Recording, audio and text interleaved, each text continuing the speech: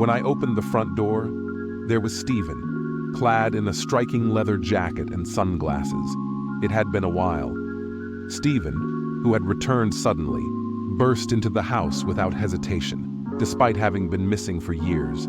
His audacity was shocking, and behind him was a young man with a baby in his arms. Who the hell could it be? As if answering my question, Stephen started talking. "This is Amelia, my girlfriend, and the baby is our daughter, Yolanda." I was stunned by the barrage of disconcerting news. Additionally, when he mentioned that I had something to talk about, the request he made was even more astonishing. "I'm going to give you the daughter, so get a divorce and leave." It took a moment to understand what he was saying. How could someone think like that?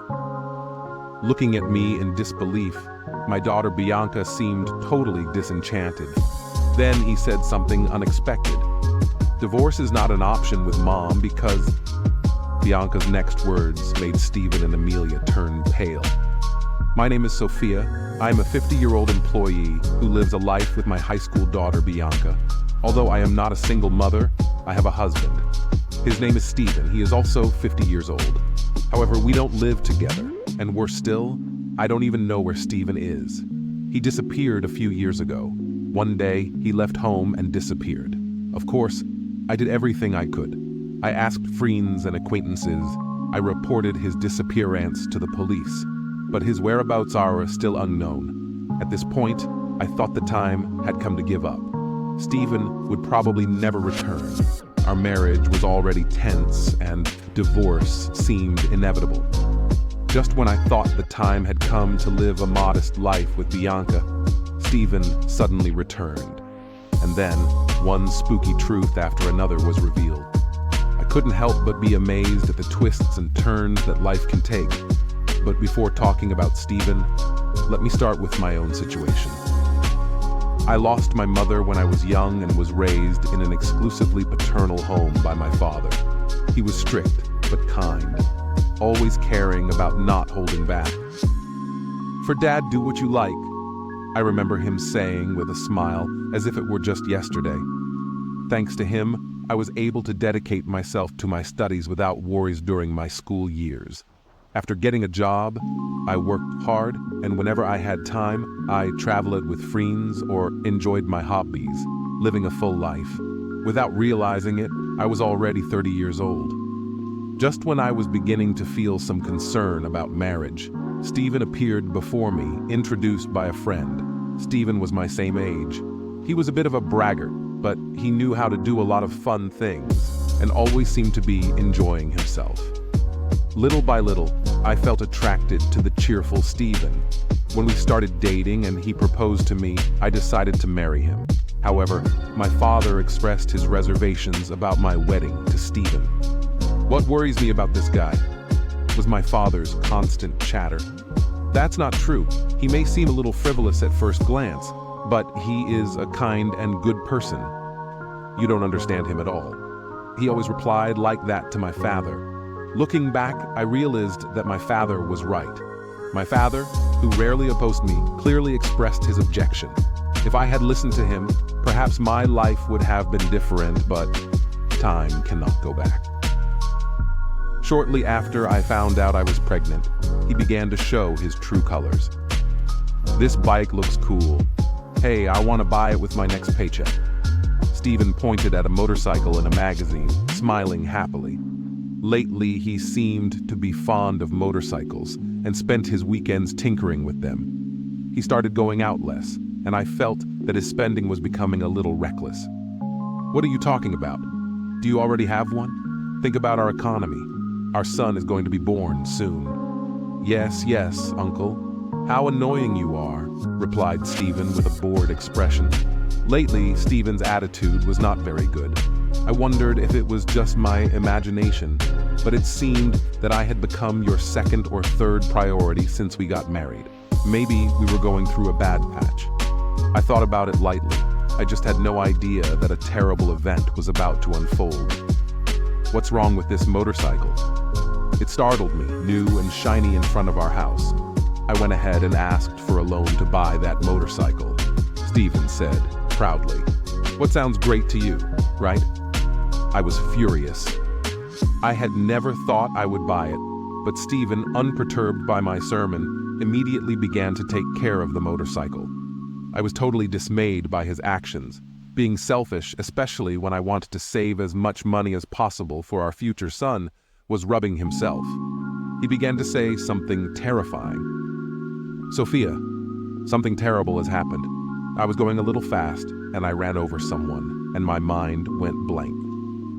Apparently, the other person was unconscious, and I had hurriedly called an ambulance.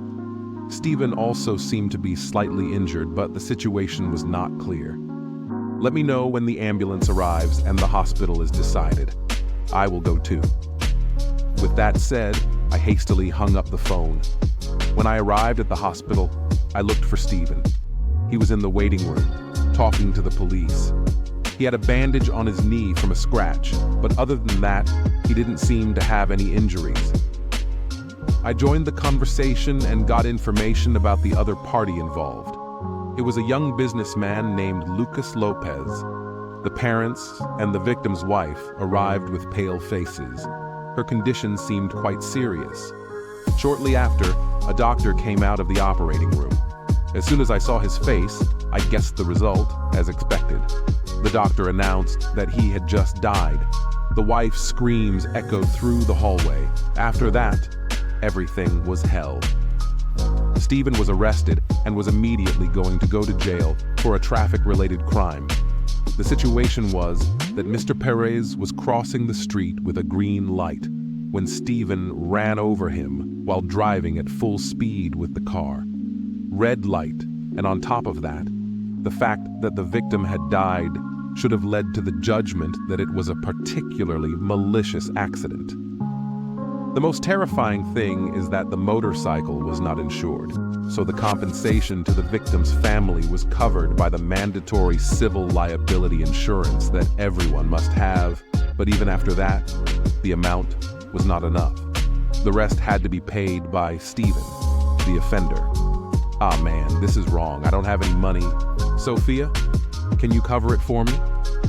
Stephen's carefree request made me angry. Dave, what are you talking about? I don't have that much money. Or it wasn't just about the money. I was surprised by Stephen's indifferent attitude. At this point, he didn't seem to think at all about the deceased person or his family. Traffic jail is a little lighter than normal jail, luckily for me, but I want to return to the outside world soon.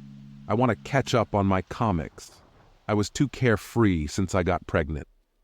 Stephen's frivolous side started to appear, and that was a fact, but I never thought it could be so bad. I was desperate. That's when my father intervened to help. I understand the situation. I will cover the compensation, but there is a condition of truth. Wow, what a relief. Suddenly, Stephen quickly accepted my father's conditions, and my father paid the remaining compensation on Stephen's behalf. My father ran a building of apartments and had some savings. 2 years passed, and Stephen was released from traffic jail. Of course, his previous job had fired him a long time ago, so my father pulled some strings to get him a job in a small company. He had contacts and a wide network of contacts from his time in business. That's why Stephen started to be nicer to my father, gave him money, and even got him a job. Stephen must have thought it was safe to follow him, but my father realized Stephen's opportunistic mentality and kept a close eye on him to make sure that Stephen did not stray from the path again. You have a frivolous side. This accident was also a result of your personality. You are seriously reflecting on it. Remember the victim and live a straight life. Do you want yes? Yes. I will turn the page and do my best. Stephen lived humbly for a time. He took his job seriously and even took care of Bianca, the baby girl. He had never failed to visit the victim's grave on the monthly anniversary of the accident. I once wrote a letter to the grieving family and sent it by mail, but it seems that they had moved and they returned it to me. They saw the letter. At that time, Steven seemed to reflect on his past and live seriously. But after a decade, Steven's facade began to peel away. At that time, my father began to feel unwell and visited the hospital. After a while, she was diagnosed with a rare disease, and a cycle of hospital admissions and discharges began. Even when she was discharged, she could hardly leave the house. She ended up having very busy days, struggling with care and work. Fortunately, Bianca was already in high school and was reliable. She could handle most things on her own. It was about to enter exam season, but somehow we managed to find time to study, and our lives barely had much room for more. It was during this time when the frivolous and unimportant side of Steven's original reasonableness began to show. His expenses became reckless, and he devoted himself to his hobbies and drinking. No warning had any effect. On the contrary, he replied, "It's my money, I can spend it however I want," and he got even angrier. Then he began to arrive late in the morning. "Where the hell have you been?" I shouted at Steven, exhausted from the care. When he came home at dawn, his face red, maybe because of the drink. "It doesn't matter," he retorted. "Dad's in no condition to tell me anything now. It's a good opportunity to drink as much as he wants and deepen my relationships with various people." "What are you talking about? You don't even take care of the house. I'm struggling with work and care, and Bianca is having a hard time with her exams, and you're taking it easy." I couldn't avoid shouting. Steven laughed and said, "It's just a respite. I'm trying to be a good husband. Yes, I know I hate being tied to roles like being a husband or father. I don't want to carry those types of roles." I was stunned by his words. "I can't believe you. You're not single. We have a family, especially Bianca. She is still a minor, and you are so annoying. The only time I come home, this is what I get for that. It is so annoying." He sighed exaggeratedly and left again, taking advantage of the weekend to wander around. I assumed he would come back whenever he felt like it. But since that day, Steven hasn't come home. At first, I thought he would be at a friend's house, but no one knew where he was. Reluctantly, I called his company. To my surprise, I discovered that he had resigned months ago. I couldn't believe where he was. The only place that came to mind was his parents' house. At first, Steven didn't get along with his parents and rarely visited them. Still, desperate, I called my mother-in-law, but as expected, she told me, "No, I know he is not here." As a last resort, I decided to go to the police. I filed a missing person report, but in the end, he was still missing. It seemed that there were people collaborating in his disappearance, but his whereabouts were unknown. Meanwhile, my father died. When Steven disappeared, my father was already connected to an artificial respirator and could barely communicate. I prepared for the funeral with tears in my eyes. I felt incredibly guilty for having married a man as selfish as Steven, causing my father so much worry. I was full of regrets. There is another thing I am worried about: regret. I had planned to rebuild our house with my father's money. The plan was to demolish my father's old house and build a new, accessible house on the land. We thought that living together would make my father happy, but that dream never came true. When my father passed away, I felt very frustrated. Steven's disappearance, my father's death. It seems that problems come in twos. I was completely discouraged. As a result, the plan to build a new house had to be put on hold. It took years of daily life to gradually recover my strength. Although my father had passed away, I decided to build the house with the money he left us. In the end, those of us who are left have to continue living. Over time, the house was finished, and Bianca and I moved from our previous apartment to our new home. Looking at our house, I felt a strange feeling of peace come over me. Even Bianca was smiling. There is no point in staying down forever. Let's start over here. Just when I had that thought, something happened that I didn't expect. It was one morning when the doorbell suddenly rang. As I opened the door, I was shocked when I saw who was there. Stephen. Stephen had suddenly returned, wearing a flashy leather jacket and sunglasses. "What the hell? How did you find this place? Long time no see. You're building a new house on your father's land, huh?" "Sweet move," I asked, bewildered. Ignoring my questions, Stephen just entered the house, the same old Stephen. "Why did you just enter? Where have you been all these years? Do you have any idea how desperately we have been looking for you?" I exclaimed. "Hey, don't be so angry. Let's all sit down and talk." Stephen started drinking the reins as if nothing had happened. "Mom, who is that?" Bianca, noticing the commotion, paused in her study to approach. "Ah, Bianca, you've grown up," Stefan remarked. Bianca frowned, immediately upon seeing up close everything that Stefan had put me through. It was clear that she felt a deep dislike for her father. His sharp gaze was not reserved only for Stephen. Behind Stephen was a young woman, which made Bianca suspect that the heavily made-up woman with brightly dyed hair and flashy clothes was carrying a baby in her arms and had a triumphant smile. I felt a wave of discomfort, both of us. "It's the first time we've seen each other, right?" "This is Amelia, my girlfriend," Stephen introduced, ignoring our surprise. Amelia greeted us with a serene expression. "Delighted to meet you after disappearing for years. Lady suddenly returns with a girlfriend in tow," she remarked. It seemed crazy, but then an even more terrifying truth was revealed, pointing to the baby that Amelia was holding. Stephen said proudly, "This girl is mine and Amelia's. What a cute truth. Her name is Yolanda." I felt dizzy. I was barely able to stand. It was terrifying how much common sense she lacked. "Really, Stephen? Once you met him, you lost his voice. You come here from nowhere with a girlfriend and a child. What's all this about?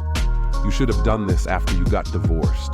That's enough of the lectures. We can talk about our situation." Stephen cut off my speech with a wave of his hand and sat down as if he owned the place next to Amelia. Such outrageously unconventional behavior.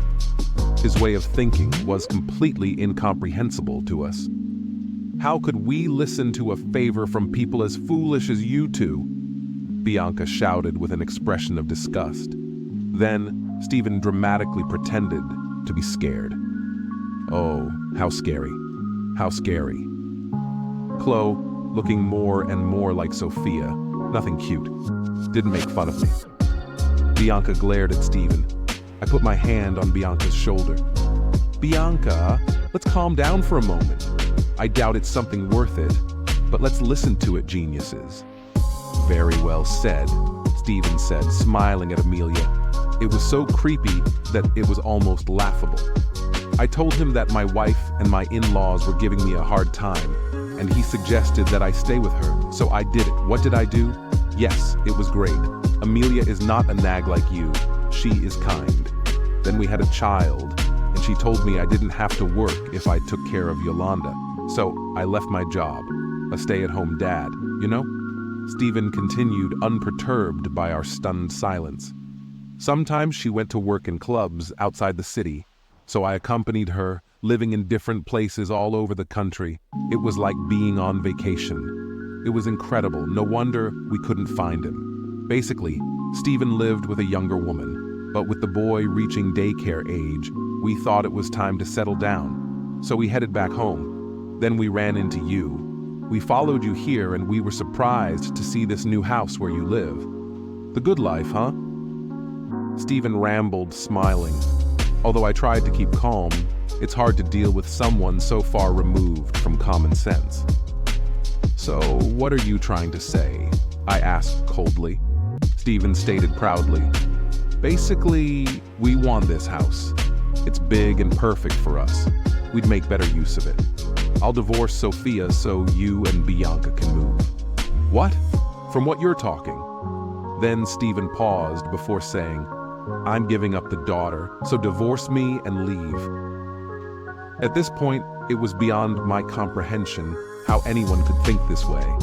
I was speechless, but Bianca unexpectedly spoke up. Divorce you? Mom, it's impossible because Bianca continued with a cold expression. You've forgotten the promise to Grandpa, the one from my father-in-law. You haven't forgotten, right? And the compensation money for that accident that Grandpa paid on your behalf. Stephen was scared by Bianca's words. Hey, what are you talking about all of a sudden? Amelia seemed confused. I didn't know. Although you are his girlfriend, this man once ran over someone with his motorcycle and went to traffic jail for it. The victim died. My father paid compensation to the family of the victim, but there was one condition. It was the following. I will cover all the compensation for Mr. Lopez's family in exchange. If there is any event that causes the breakup of my marriage with Stephen, I will demand the full amount from Stephen.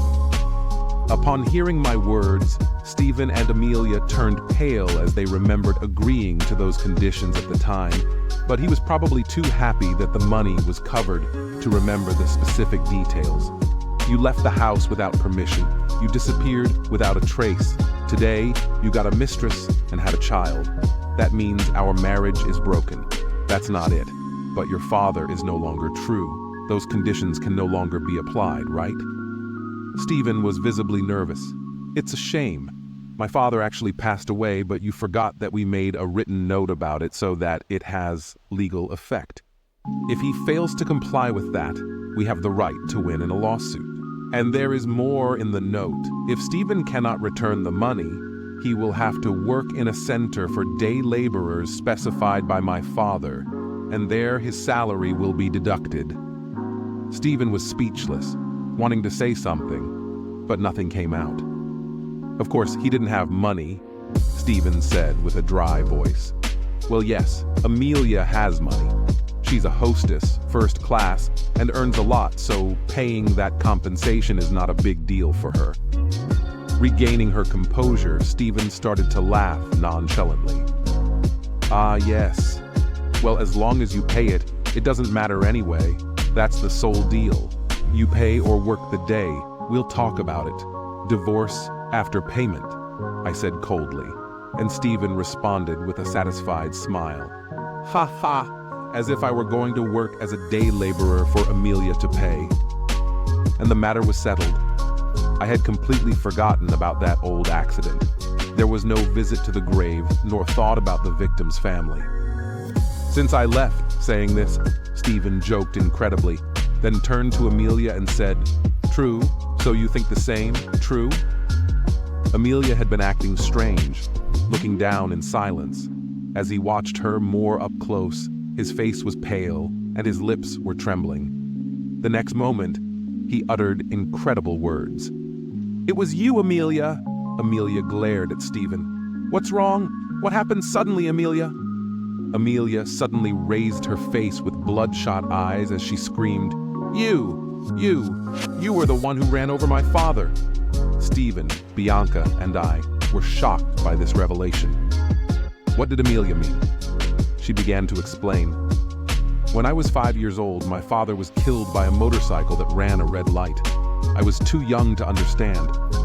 Nothing, my dear dad, was suddenly gone, and I lived sad days. My mother became very withdrawn and said she didn't want to stay in that place. So we moved away to protect me from being hurt. Mom hid the details and information about the other part, so I never realized that the culprit was Stephen. But you say that the victim's family has forgotten. How can that be? I have not forgotten a single day. I will never be able to forgive the person who ran over my father. We were amazed that Amelia was the relative of the victim of that accident. Stephen felt more panicked than ever. But the last names are different. The person I ran over was Lopez. Amelia's last name is Gonzalez. There are not many traffic accidents in the world. It is a case of identity confusion. My mother remarried after my father's death. That's why they changed my last name to Gonzalez. It used to be Lopez. My father's name was Lucas Lopez. As soon as he said that, Stephen turned pale. He seemed totally bewildered. His gaze wandered through the air, and he started sweating profusely. Meanwhile, Amelia was showing her hate, making fun of the victim's family and laughing about it is incredible. That's the kind of person you are, Stephen. You wouldn't pay. Don't make fun of me. Amelia was completely enraged. Her eyes were bloodshot. Frightened by her voice, the baby Yolanda that she was carrying in her arms began to cry. It did not calm her down. In the silent room, only the baby's cries echoed. Stephen seemed to have lost the ability to speak, and his gaze was lost, breaking the silence. I said, "So, that was the story. Now, as for the sequel, Amelia survives with Stephen in this house. Are you kidding? I could never be with a man like that." Amelia showed a look of contempt. It was hard to believe that they were ever so in love with a man that he ran over someone and destroyed a family. "Bianca?" He interrupted in a low voice, Amelia's cry. "You were about to do something similar, right?" The room was silent again. Amelia spoke slowly. "What did you say?" "I'm sorry for what my father did with the accident, but that doesn't give you the right to establish a deep relationship with a married man and having a son, right? What you did may not be a crime that would put you in jail like my father, but in terms of destroying a family, it is the same because you were trying to take our father away from us, even though he is such a father. I am different. It wasn't my intention." Amelia seemed to realize what she had done, and her words faltered. "Amelia..." I was also surprised when Stephen disappeared. Of course, Stephen was a terrible husband and father. He may have been different from your father, but the feeling of home broken is the same.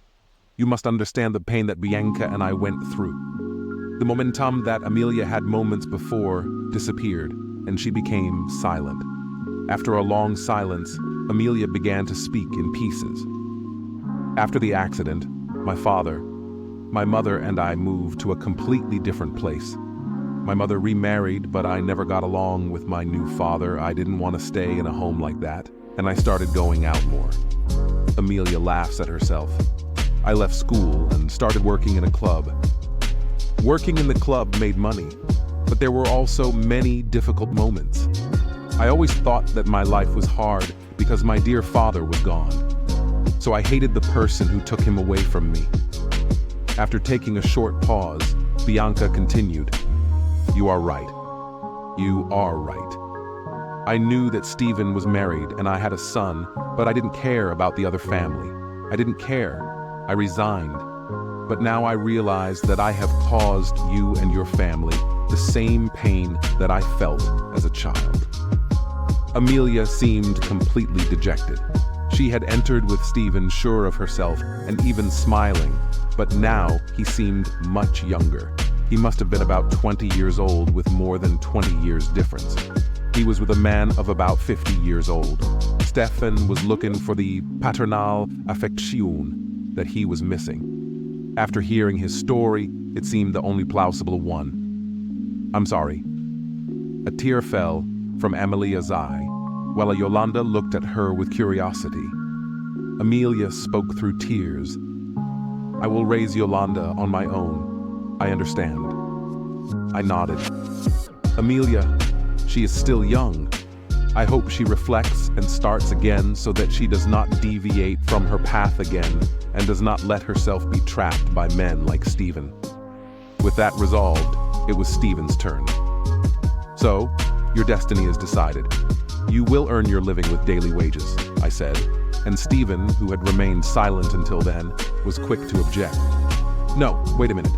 I can't last in such a hard place. At least give me something easier. I need a light job that finishes from 9 to 5. What are you talking about? There is no place like this. Considering you already have a criminal record, you should be thankful there is even a place willing to hire you." "That's all," I said, letting out a pathetic sound. Amelia and Bianca looked at him with total disdain. "We have caused you a lot of problems," Amelia said as she stood up. Bianca had a self-conscious expression. but I met Amelia's eyes and felt myself hugging Yolanda tightly. Amelia left after losing sight of her, Bianca. "Mom," murmured, "are you sure? We shouldn't have been harder on her. Mom, are you sure we shouldn't have been harder on her? It's okay. I think those tears weren't fake. I too was raised by a single parent. I could somehow understand Amelia's feelings." He seemed to regret getting involved with a married man like Stephen and hoped that from now on he would live honestly and focus on raising his son. That was my sincere wish. When I looked at Stephen, he didn't move an inch.